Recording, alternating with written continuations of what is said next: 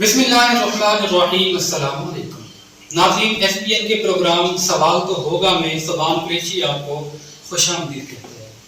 ناظرین، اس وقت پاکستان کی سیاسی صورتحال کے حوالے سے اگر بات کی جائے تو پاکستان تحریک انصاف 9 مئی کے انسیڈنٹ کے بعد جس طریقے سے اس پر ایک بحران کی کیفیت نظر آتی ہے اس کا خاصا چرچا ہے۔ آپ کوئی بھی ٹائپ آف میڈیا اٹھا کر دیکھ لیں، print media, electronic media, digital media یا سوشل میڈیا، تمام اطراف میں ہمیں جس بات کا سب سے زیادہ اس وقت چرچا نظر آ رہا ہے، جس بات کا سب سے زیادہ شور مچا ہوا ہے، وہ ہے پاکستان تحریک انصاف، اس کی پولیٹکس، اس کی لیڈرشپ، جو کہ ایک کے بعد ایک لیڈر اپنی پارٹی کو چھوڑ کر اپنی راہیں جدا کرتا جا رہا ہے۔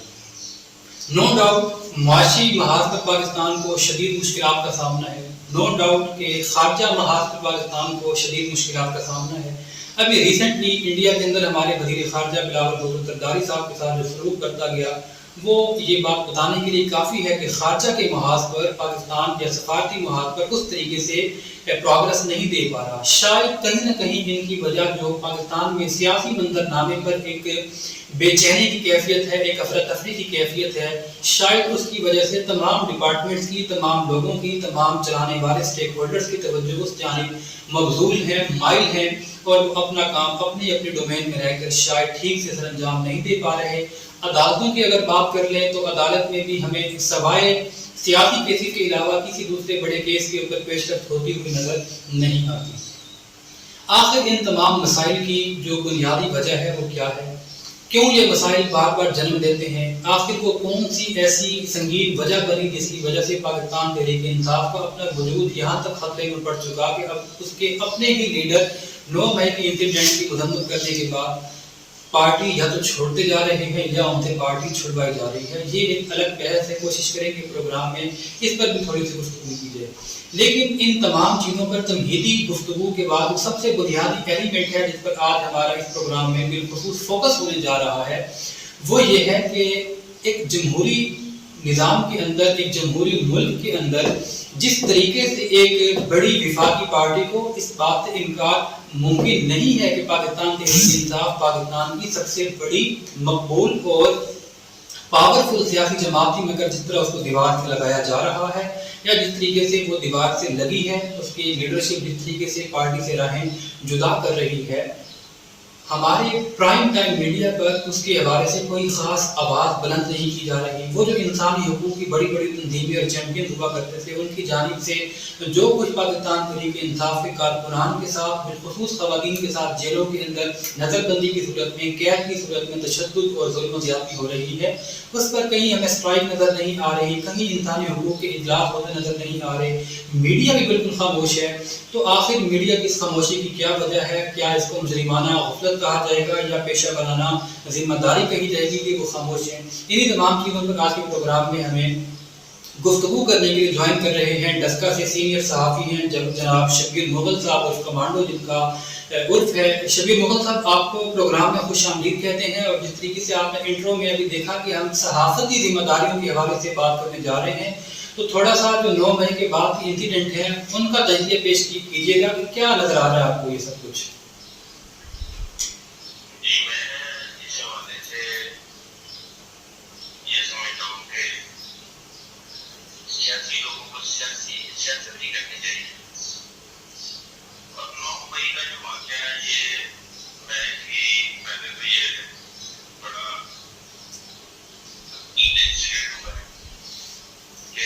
سرکاری مناب کو نقصان نہیں پہنچانا چاہیے، سیاسی لوگوں کو ایسی تربیت کرنی چاہیے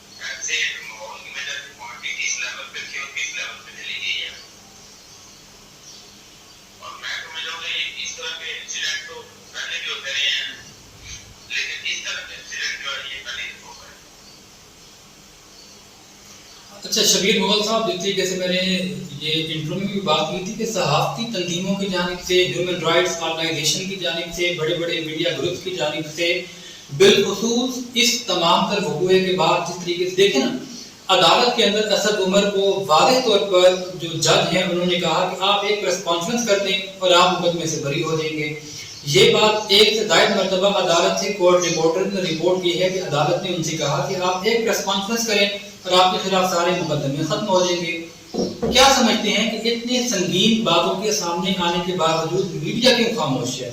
کیوں اس پر بڑے بڑے صحافی سوال نہیں اٹھاتے؟ کیوں بڑے بڑے اینکر ٹاک شو نہیں کرتے کہ ایک بڑی مقبول جماعت کو جمہوری ملک کے اندر جمہوریت کے ہوتے ہوئے جس طریقے سے دیوار سے لگایا جا رہا ہے؟ نو ڈاؤٹ 9 مئی کا سانحہ بڑا تھا، جو کچھ ہوا اس پر قانون اپنا راستہ خود بنائے گا، لیکن کیا جمہوری جماعت کو اس طریقے سے دیوار سے لگانے کی گنجائش بنتی ہے؟ کیا کہیں گے اس پر؟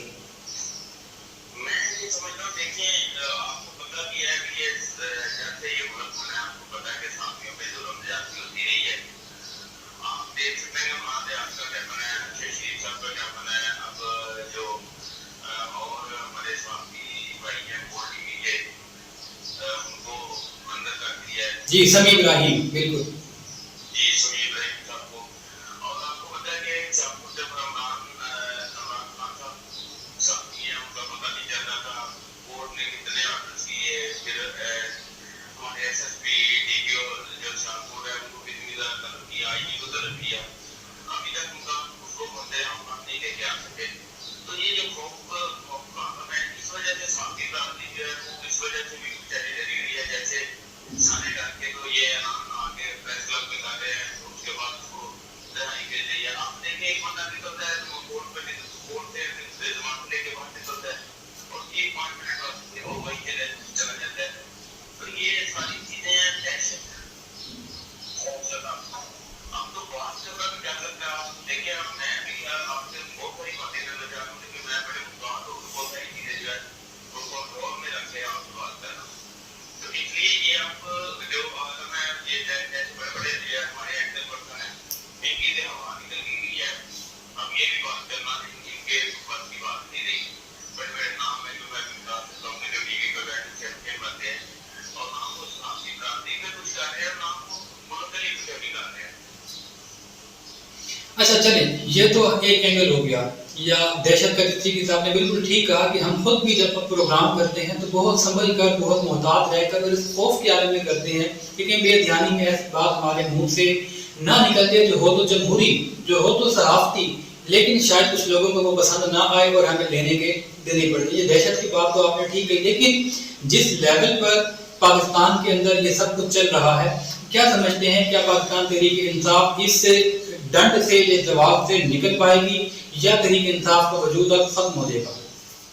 وجود تو اس کا نہیں ختم ہوگا، وجود تو اس کا برقرار رہے گا. اگر آج کے الیکشن ہو جاتے ہیں تو بی جے بڑی مضبوط ہے، ووٹ تک جو ہے وہ خاموش ہے ابھی، لیکن ڈر کی وجہ سے، قوم کی وجہ سے یہ نہیں ہے کہ یہ سارے بھی چلے جائیں. پھر بھی اگر وہ نئے چہرے کے آئیں گے تو پھر بھی یہ پارٹی بہت زیادہ ووٹ لے کے اوپر آئے گی. تو نہیں بنے گی لیکن بہت اچھے کام سے لے لے گی. اب جو گراف پی ٹی آئی کا 100% کا کوئی اب تک اس واقعے کے بعد 50% میں نیچے آ گیا ہے. وہ اسی لیے آ گیا کہ وہ آج ہی طور پہ ہے. ابھی جب الیکشن ہوں گے تو اس وقت آپ کو واضح طور پہ سارا کچھ نظر آئے گا. بہت سارے حلقوں میں ابھی بھی اس کی مقبولیت 70% آ رہی ہے.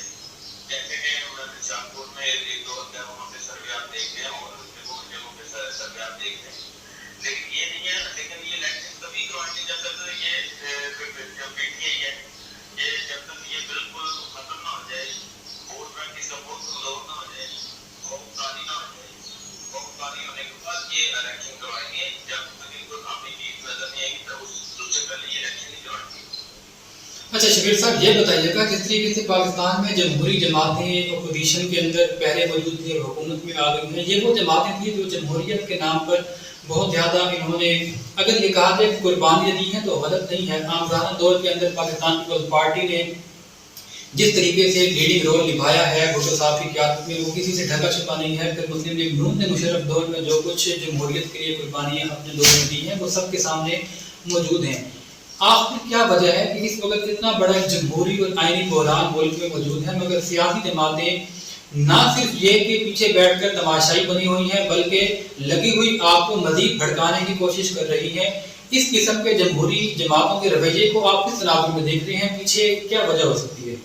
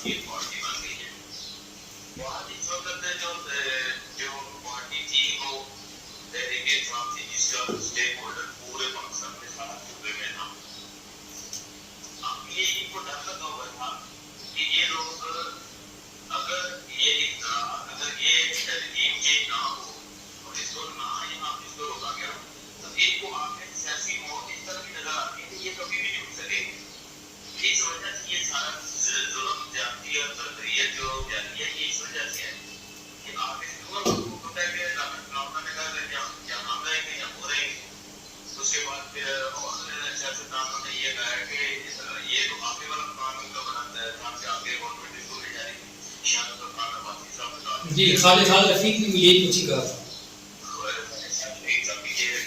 جی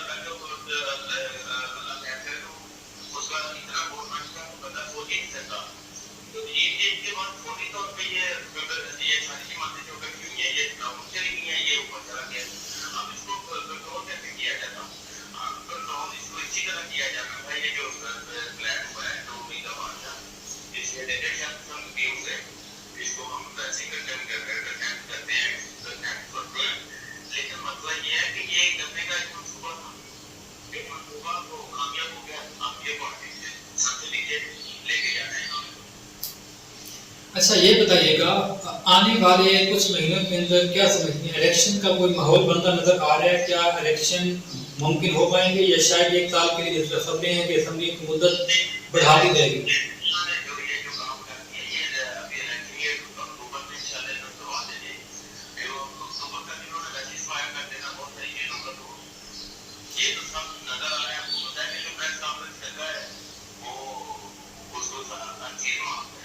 جی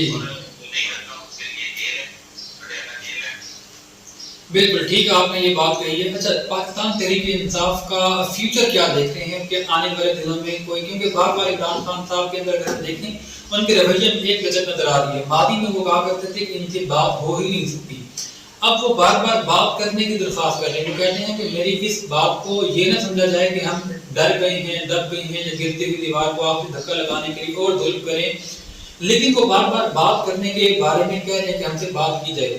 کیا سمجھتے ہیں، کیا آنے والے دنوں میں پاکستان تحریک انصاف سے کوئی معاملات سیٹل ہو سکتے ہیں، یا یہ پلان طے ہو گیا ہے کہ آئندہ الیکشن میں تحریک انصاف کو حساب نہیں دینے دینا؟